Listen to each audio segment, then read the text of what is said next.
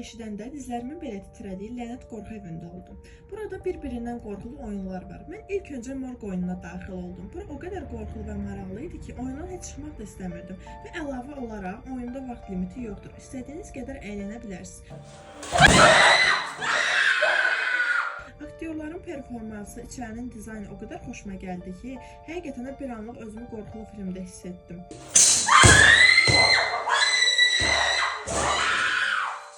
Daha sonra intihar oyununa daxil oldum. Burada isə məqsədiniz məxluqların gəldiyi zaman qaçıb gizlənməkdir.